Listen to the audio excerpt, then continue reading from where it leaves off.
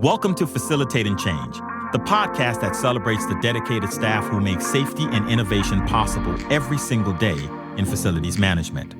I'm your host, Dr. Adrian Carter, and in each episode, we bring you the stories, the journeys, and the passion of the people who are transforming spaces and building the future of UW. Whether it's managing massive capital projects, maintaining campus operations, or leading sustainable initiatives, these are the change makers driving excellence behind the scenes.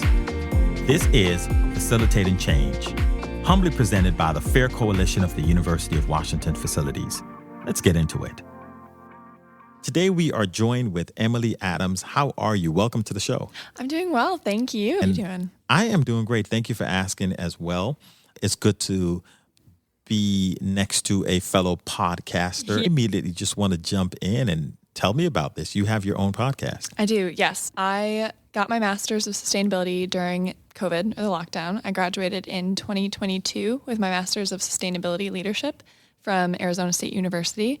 And I didn't immediately get into a sustainability role. And I just felt like such a waste to have all this knowledge and this drive to do a lot of research and to continue to learn and explore the realm of sustainability. Mm-hmm. So I decided I like talking about it. Hopefully other people like to listen. So let's make a podcast that is all about breaking down bigger sustainability, like complex topics, into more bite-sized, approachable pieces. It's called Urban Tumbleweed. I've been hosting it for 2 years now. I've had so many great opportunities to talk to thought leaders in this space, and that actually includes my now current manager. I had interviewed her for the podcast about a month or two before I started interviewing for my current position. As soon as she popped into the Zoom for our interview, I was like, oh my God, nice to see you again. It really led me to where I am now. I'm so happy about it. What's developed this passion around sustainability for you? That's such a good question. I feel like I still think about that a lot because it's a ever-evolving passion, which I think is what keeps it interesting. So at first, my understanding of sustainability was very much like most other people, where it's very environmental focused. You need to recycle because otherwise the world is going to burst into flames in the next 50 years. Hold on. Is that possible? Maybe.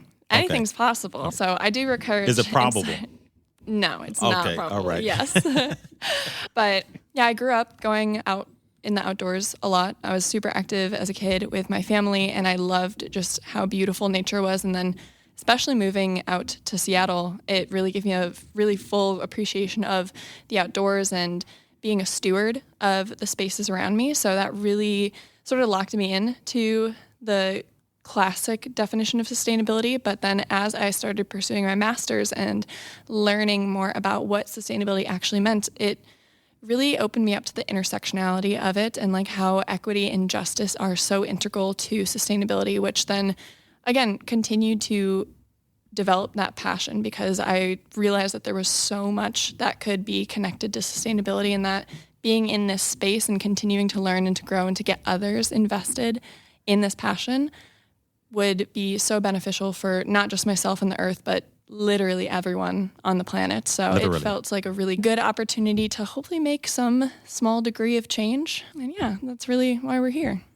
From what you've been learning and working in the field and being a practitioner and a researcher, and you talked about the intersectionality and how it impacts diversity, equity, inclusion, and what are some of those highlights that comes to mind when you talk about this particular topic? Yeah, honestly, I think one of the best resources is the Intersectional Environmentalist by Leah Thompson. She goes by Green Girl Leah on Instagram. She is an intersectional sustainability advocate, and she has so many personal stories about being a Black woman in America who is also heavily invested in sustainability as a cause, and how sustainability topics heavily impact different communities in very different ways. So even if you look at America specifically, populations in cities are more or less divided. Typically in historically Black neighborhoods, the air quality is considerably worse. There are not nearly as many resources for those individuals. And while sustainability is an everyone issue, it does impact minority communities considerably more. And I feel like that was a really eye-opening thing because, again, when we talk about sustainability and the people who are leaders in the field, they do tend to be white people, typically old white men.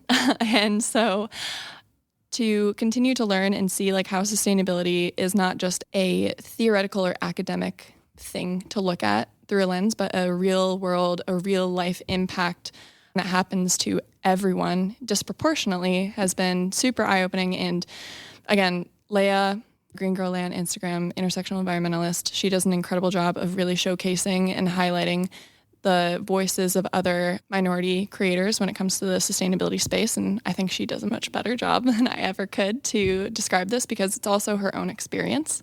The sustainability impacts everyone, but it really does impact minority communities considerably more. I know historically one of the challenges when you talked about that intersectionality is the effect of redlining and in segregating the parts of the city where certain communities were allowed to live and others had to live. Part of the trend in those areas that were redlined, in those red zones, it became the actual color that Black residents and in some instances Jewish members of the community had to reside, was that trees would be cut down in those areas. So a lot of those communities were living in what would be considered concrete jungles. Mm-hmm. Are you familiar with any information on how that has occurred or just any background on that? Background, not so much. I don't feel super confident because, again, it's still something that I'm learning about. But I think a good example of exactly what you're talking about could be highlighted in Cop City. That's happening in Atlanta, Georgia, where they are currently looking to build out, I'm forgetting the exact acreage, but like a very large police or first responders training facility.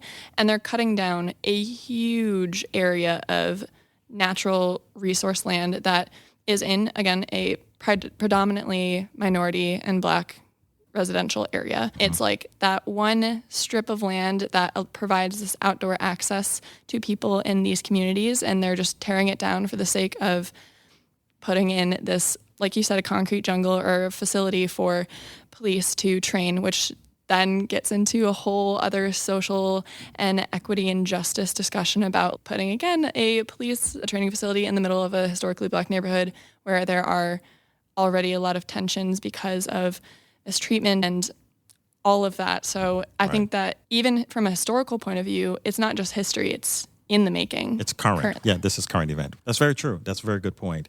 We speak about it historically, but we're really just observing something or discussing something that's current. With all of this rich knowledge and background that you have, you're now here at the University of Washington. What exactly is your role now? You had this amazing opportunity to come in on the interview with someone you interviewed before who is now your direct supervisor. So what is your current role? What does a typical day look like for you?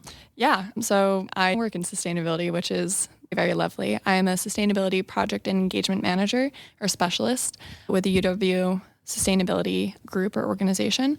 And my day-to-day very much so varies, and it's going to look very, very different when school actually is back in session, because as an engagement specialist, a lot of my role is engaging, specifically with the students. And during summer, there aren't too many students on campus, so haven't really had the opportunity to engage with too many of them. But as far as the projects and future engagements go, my current day-to-day looks like planning.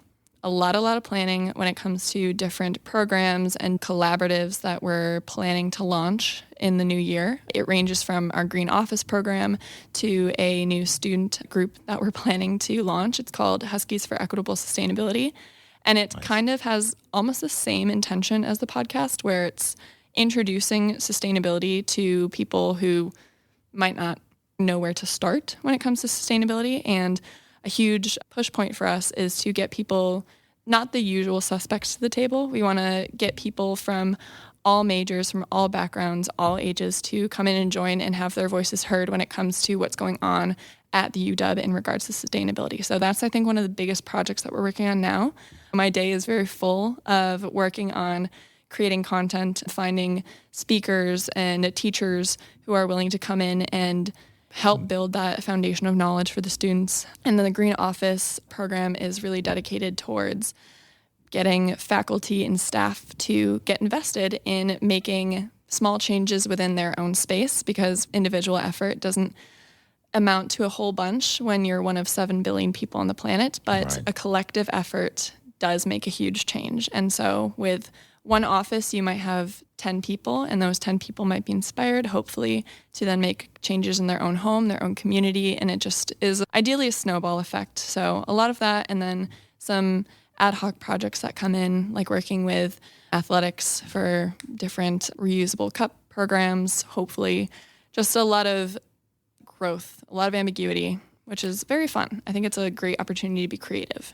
What I'm hearing you saying is that you all have a number of initiatives that you all are hoping to launch that can hopefully create a wave of knowledge, awareness, and change behavior in how people understand and the impact they have when it comes to the space of sustainability. Exactly. I think that's amazing. Who do you report to? Lisa DeLude. All right. Hey, one time for Lisa. She's awesome. One time for Lisa.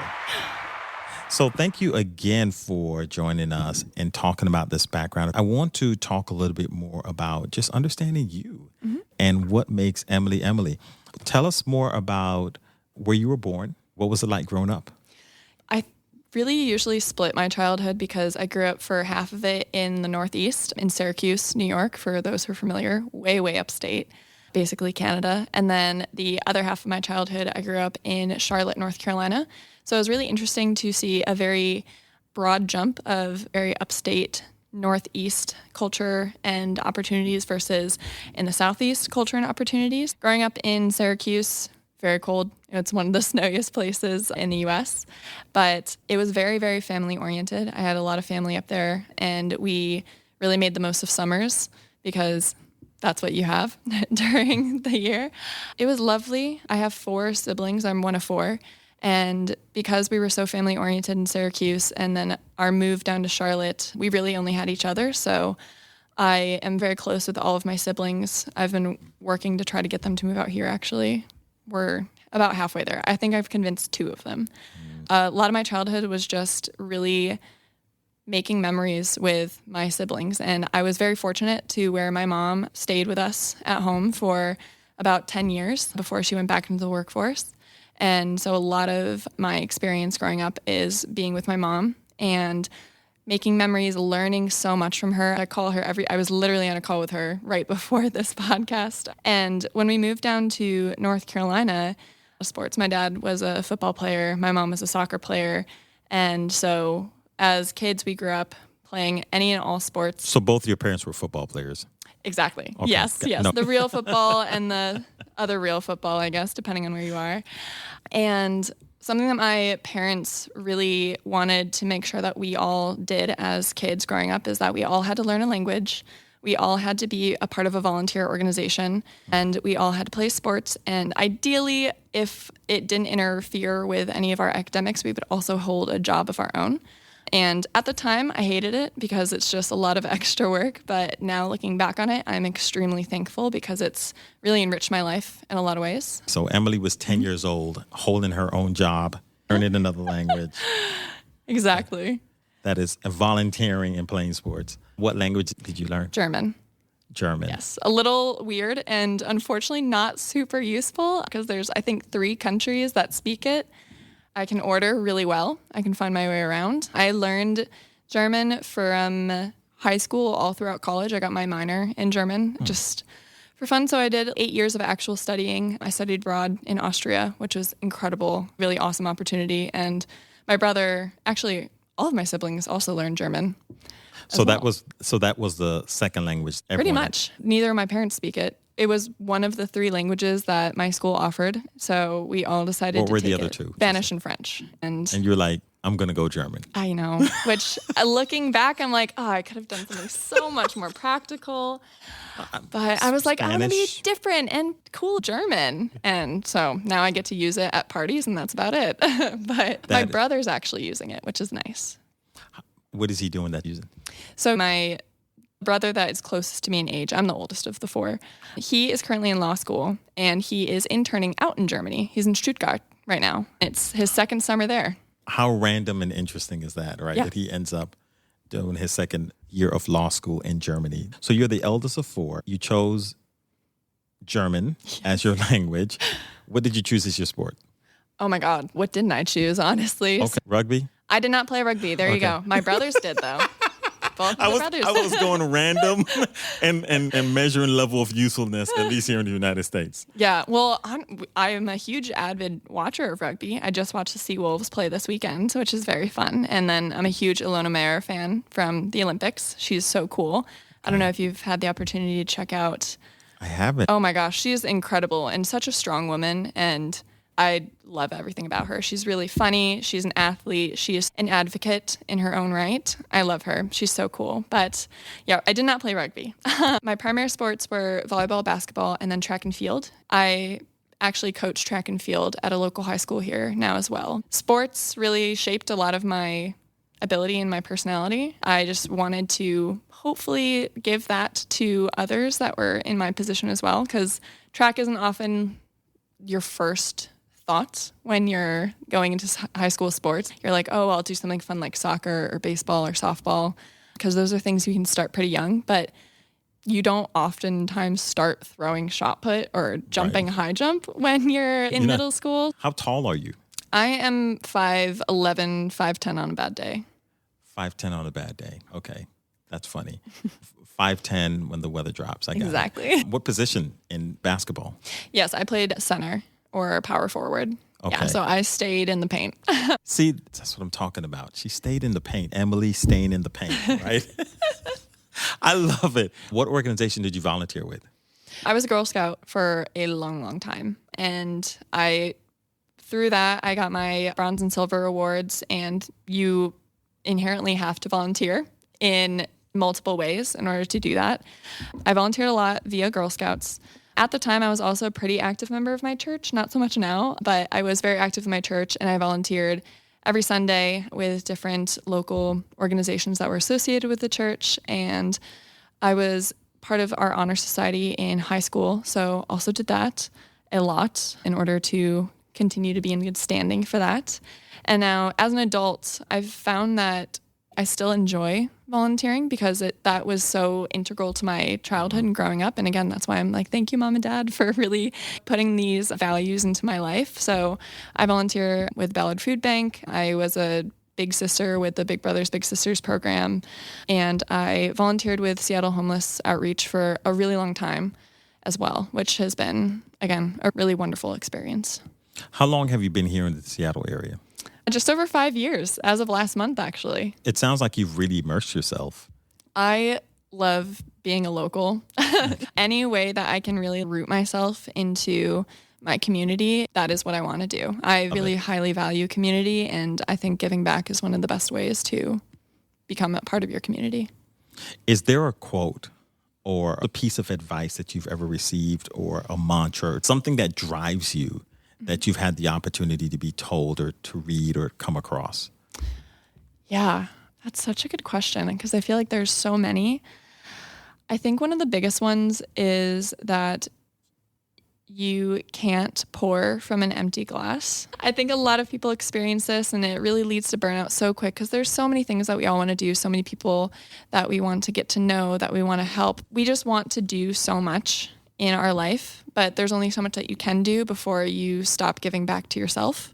That was definitely something I learned the hard way in college. I ran myself ragged and had a big burnout, and just really had to take a step back and drop a lot of activities that I was really passionate about, because it got to a point where I wasn't showing up for others the way that I wanted to show up, and it was because I wasn't showing up for myself first. And that's still something I have to remind myself of. It's still something my partner has to remind me of. So I think the piece of advice that I have to constantly remind myself of, but I think has really helped me strike a balance in my life, is that you can't pour from an empty cup. You can't show up for others the way that you want to show up if you don't show up for yourself first. Self-sustainability. Exactly. Boom. There you go. We hit it. Stay in the paint. Self-sustainability with Emily Adams. Self-sustainability. I love it. I love it. Do you have a particular person who really just stands out in your mind as one of your favorite people who's just had a large impact on your life? I spent so much of my childhood growing up with my mom, and so many of my values really stem from the conversations that we had, the learning opportunities that we've had together. I call her every day because she is not just my mom, she's my best friend, truly. And I know that's very rare, especially to have with your parents, but we are so familiar, and she just constantly encourages me to step outside of myself, to continue to grow, even when it's uncomfortable. While she continues to push me, she also is a space of comfort and a safe space for me. So she's wonderful. I have so much admiration and respect for her. She raised 4 kids. That's crazy. And she left her hometown to move down to Charlotte, North Carolina to give us better opportunities as well. So she's so selfless and giving. And I just hope that I'm like half the woman that she is. Aww. Half the woman that she is part. I'm quite sure she would say that you are. I am genetically. I love it. That is so funny. It's true, right? Yeah. Technically, that's true. If you don't mind me asking, do you aspire to have any children?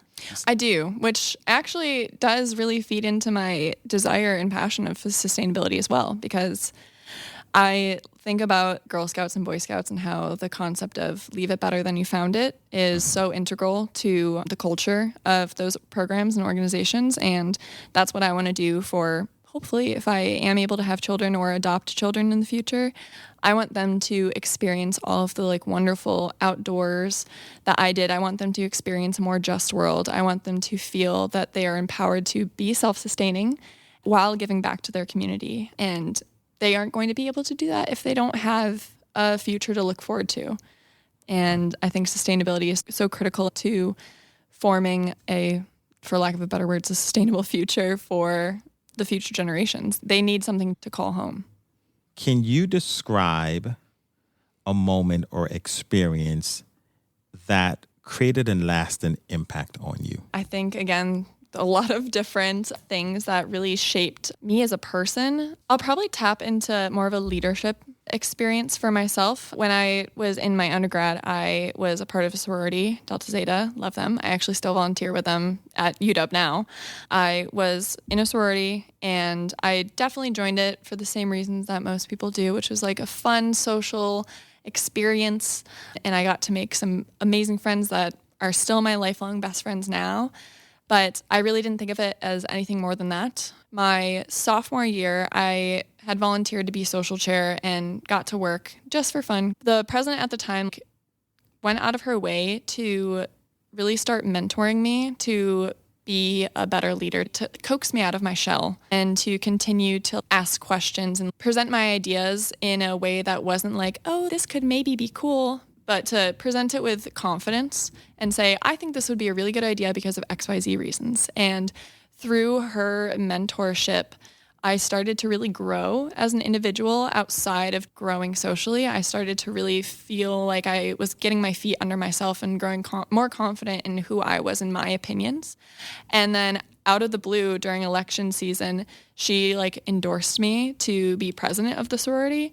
And at the time, I was the youngest president for the sorority, and I ended up winning, which is awesome. So I was able to serve for a whole year as the president of Delta Zeta, and that experience was crazy. That experience, I had to be a leader of over 400 women in college. I was the liaison between the sorority internationals and the school itself. I had to write reports, lead our executive board members and mentor them in a sense.